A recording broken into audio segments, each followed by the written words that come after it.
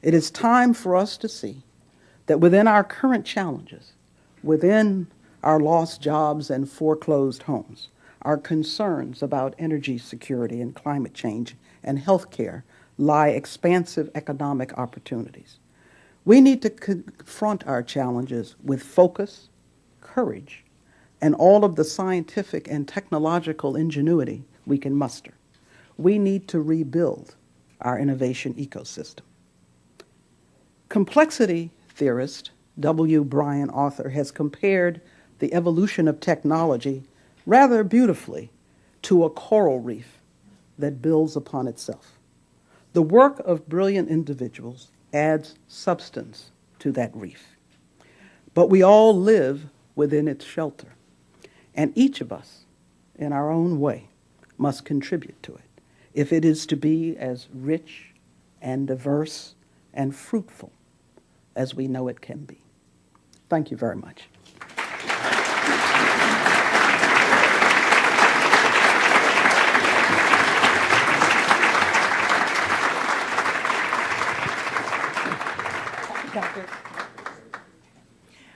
Today at the City Club of Cleveland, we are listening to a Friday Forum featuring Dr. Shirley Ann Jackson, President of Rensselaer Polytechnic Institute. We will return to our speaker in a moment for our traditional City Club questions. We encourage you to formulate questions now and remind you to keep them brief and to the point. Welcome to the City Club Forum. Our greetings go to those present in this room, especially to those who are guests. For those listening to today's forum through one of our broadcast partners, we want to remind you that all are welcome here to attend City Club forums. We hope you will join the City Club as a member and become active in our ongoing civic dialogue. For more information about membership and our upcoming programs, please visit our website at www.cityclub.org. We welcome guests at tables hosted by Case Western Reserve University, First Energy Corporation, Great Lakes Science Center, Kent State University, and Ohio STEM Learning Network, our program partner for this forum. Thank you for joining us today.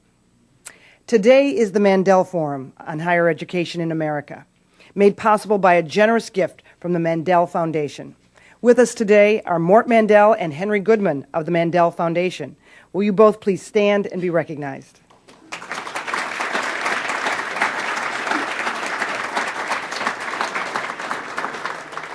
And we are pleased to welcome to our forum students who are here as part of our City Club student program. Participation of these students is made possible by a generous grant from the Charles E. Spar Charitable Lead Trust. With us today are students from the Cleveland School of Architecture and Design, MC Squared STEM High School, and the Design Lead Early High School. Will you please stand and be recognized?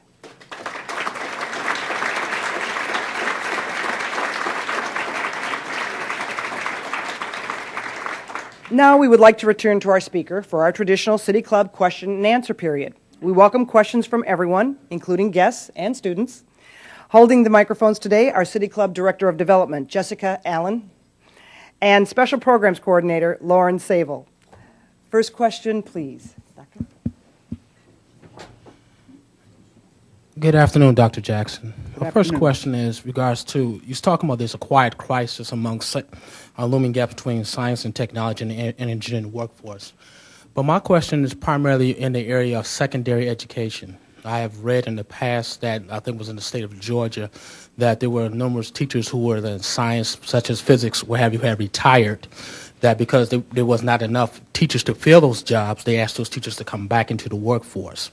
My question to you is this: how can you recruit people like young people going to science and these STEM schools, what have you, to go into the area of maybe a secondary education, where it seems that's where the spark is with among students if they want to go into the areas of science and technology? I think there are some young people who have an interest and a spark to teach from the beginning. And for those students, I think it is important to try to steer them and help them develop as strong a background in science and math and engineering and related fields as possible.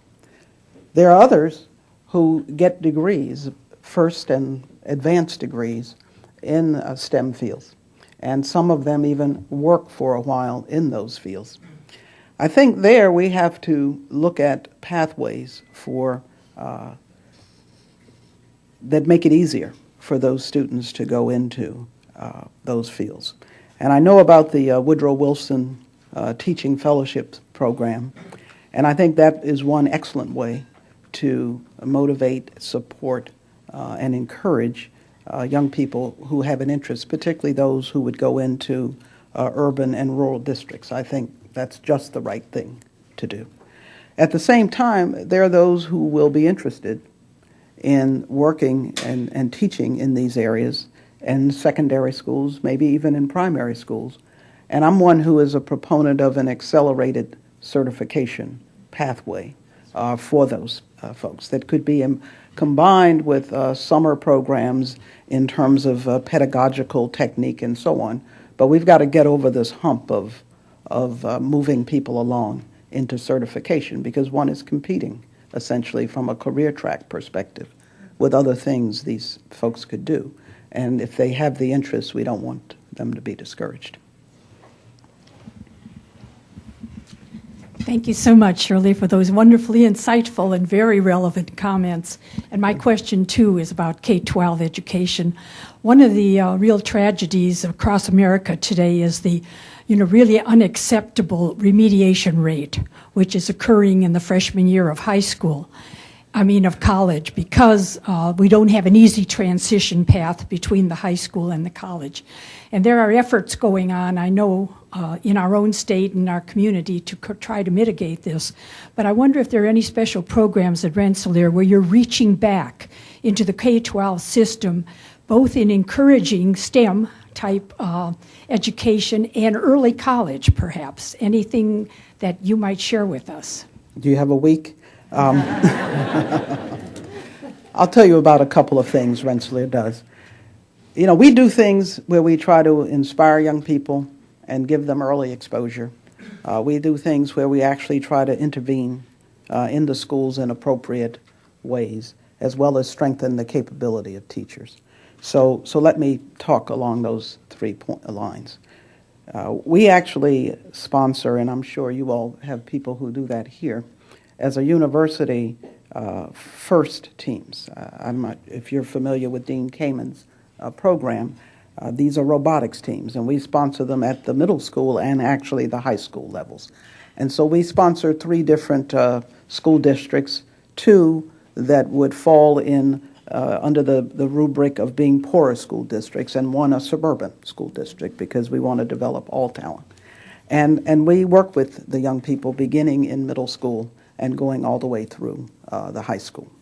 A second is that we actually are leading a New York State STEM initiative with the support of the Gates Foundation and Jan Morrison here to actually bring together players from across the sectors, from the business community, from higher education, from K to 12, government officials, etc., to look at questions of how we can do programs both within the context of the traditional school system, as well as things that can be more rigorously supplemental.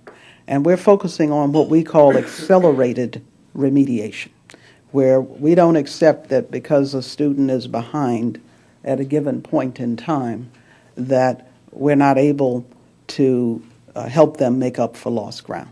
But that takes intense effort, and it takes partnership across multiple sectors.